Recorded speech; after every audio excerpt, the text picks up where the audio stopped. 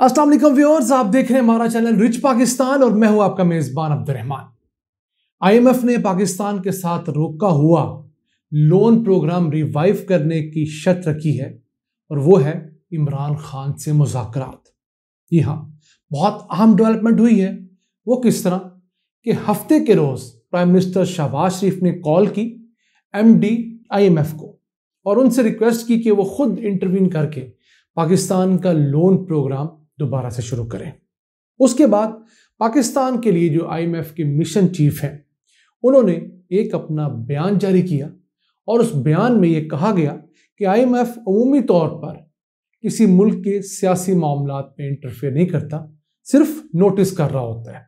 लेकिन आईएमएफ ये कहेगा कि पाकिस्तान के अंदर हुकूमत आइन और कवानीन के मुताबिक एक पुरअमन सियासी हल तलाश करे। इसका मतलब क्या है? इसका मतलब यही है कि अपोजिशन के साथ मुज़ाकरात हों और आइन जो कहता है कि 60 या 90 दिनों के अंदर इलेक्शंस होंगे, इलेक्शंस करवाए जाएं। क्योंकि पाकिस्तान में जिस तेज रफ्तारी से गिरफ्तारियां हो रही थी, फिर इलेक्शंस 90 दिन में होने थे आइन के मुताबिक, वो 110 दिन हो गए, नहीं हुए। फिर मिलिट्री कोर्ट्स में सिविलियन का ट्रायल किया जा रहा है। इस पर इंटरनेशनल दुनिया के हमेशा से तहफ़्फ़ुज़ात रहे हैं। तो अब ये तमाम चीज़ें कैसे सॉर्ट आउट होंगी?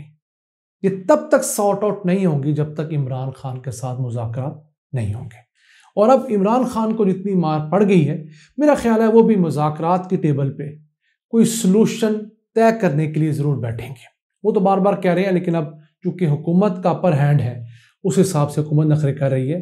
मुझे उम्मीद है कि आईएमएफ के इस इंटरवेंशन के बाद चीज़ें काफ़ी बेहतरी की तरफ जाएंगी, क्योंकि हम लोग अपने मफादात या अपने मुल्क की बेहतरी के लिए कुछ करें ना करें, गोरों के कहने पे या दूसरे लोगों के कहने पे कर लेते हैं।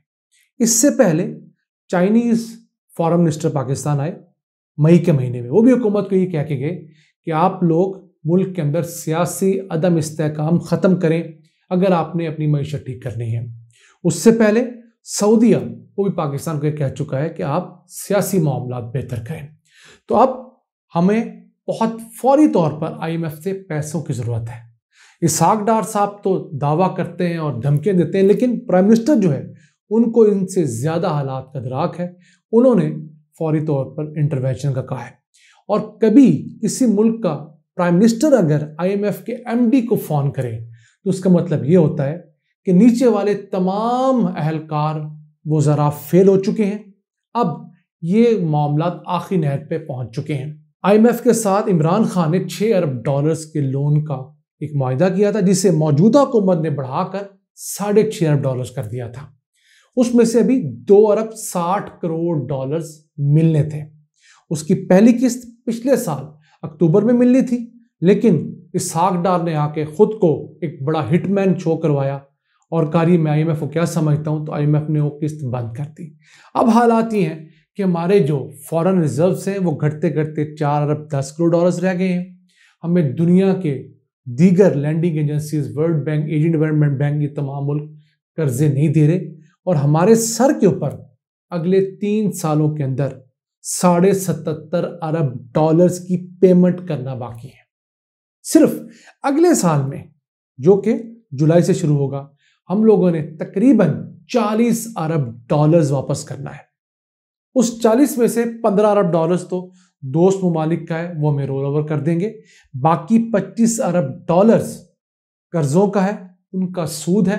ये हमने अगले साल में जो खसारे करने हैं, हमारी इंपोर्ट ज़्यादा है, एक्सपोर्ट्स कम है, रेमिटेंसेस कम है, इन तमाम चीज़ों का हम कहाँ से खर्चा बर्दाश्त करेंगे? ये वो 25 अरब डॉलर का सवाल है जो मजबूर करेगा, मुझे उम्मीद है, इस हुकूमत को कि ये अब अपनी अना से बाहर निकले, अब ये मुज़ाकरात की टेबल पे बैठे और इलेक्शंस की कोई डेट डिसाइड की जाए। क्योंकि अगर पाकिस्तान आईएमएफ के साथ नहीं जाता तो खुदा न खास्ता हमारे डिफॉल्ट के खतरे बहुत बढ़ जाएंगे। अब आईएमएफ ने इस सियासी अदम इस्तेहकाम को ख़त्म करने के साथ 3 शराइत और रखी हैं। वो शराइती हैं कि एक तो पाकिस्तान 6 अरब डॉलर्स दीगर दोस्त ममालिक से अरेंज करेगा। पाकिस्तान ने 3 अरब डॉलर अरेंज कर लिए हैं। 2 अरब डॉलर हमने सऊदीया से किए हैं। 1 अरब डॉलर की कमिटमेंट में यूएई ने दी है। 1 अरब डॉलर में उम्मीद है कि वर्ल्ड बैंक और एशियन डेवलपमेंट बैंक भी दे देगा। बाकी $2 अरब जो बचता है वो हो सकता है हम चाइना से रिक्वेस्ट करें, लेकिन ये सारे दोस्त ममालिक भी कह रहे हैं पहले IMF से डील लेकर आए फिर हम आपको पैसे देंगे, क्योंकि आप पैसे खर्च करते हैं उन जगहों पर नहीं जहां पर कल को इनकम जनरेशन हो, नहीं बल्कि फजूल कामों में। दूसरी शर्त IMF ने रखी है कि जो बजट आप बनाएंगे वो आप हमारी मर्जी से बनाएंगे। हुकूमत का ख्याल ये था कि IMF का प्रोग्राम हम ना शुरू करें, हम एक बड़ा तगड़ा बजट दें 14,500 अरब रुपए का, उसके अंदर लोगों की तनख्वाहों में 30-35% इजाफा कर दें, पेंशन में 25% इजाफा कर दें, कोई लाख लैपटॉप बांट दें, इसी तरह की स्कीम्स लेकर आए जिससे अगले इलेक्शन में इनको वोट मिल सके। लेकिन उसका नुकसान ये होना था कि पाकिस्तान का खसारा डबल ट्रिपल हो जाना था। तो IMF ने कहा जी कि आप इस किस्म का सेठों वाला बजट नहीं दे सकते, जितने पैसे आप कमाएंगे उसी हिसाब से आप बजट बनाएंगे, और खसारा भी हम बताएंगे कितना मैक्सिमम कर सकते हैं, वो तो होना ही है। अब अगले साल में हमें लिए हुए कर्जों के ऊपर 7,500 अरब रुपए सूद अदा करना है, और हमारी जो टैक्स कलेक्शन होगी वह मुश्किल 8,500-9,000 अरब रुपए होगी। तो जितना हम टैक्स कलेक्ट करेंगे उसका 90% तो हम कर्जों के सूद में अदा कर देंगे। तो हमने दफा कहां से चलाना है, तालीम कहां से चलानी है, डैम्स कहां से चलाने हैं, ये तमाम मंसूबे कहां चलेंगे, कर्जे लेकर चलेंगे। और फिर जिस तेजी से हुकूमत तनख्वाहें बढ़ाना चाहती है उतने पैसे कहां से आएंगे। तो IMF इन तमाम चीजों के ऊपर कंट्रोल रखेगा। अगर तनख्वाहें बढ़ानी भी हैं तो अब IMF डिसाइड करेगा कि आपने 10% बढ़ानी है, 5% बढ़ानी है, ताकि आपका खसारा कम से कम रह सके। और तीसरा सबसे बड़ा मसला इस हुकूमत के लिए आने लगा है कि डॉलर इनके काबू में नहीं है। तो IMF ने कहा जी कि डॉलर को अपने मार्केट में खुला छोड़ना है, जिस तरह जनवरी के अंदर 26 जनवरी को हुआ था। तो उस हिसाब से अगर अब सिचुएशन होती है तो डॉलर फौरी तौर पर 300 रुपए का इंटरबैंक में हो जाएगा। वो क्यों?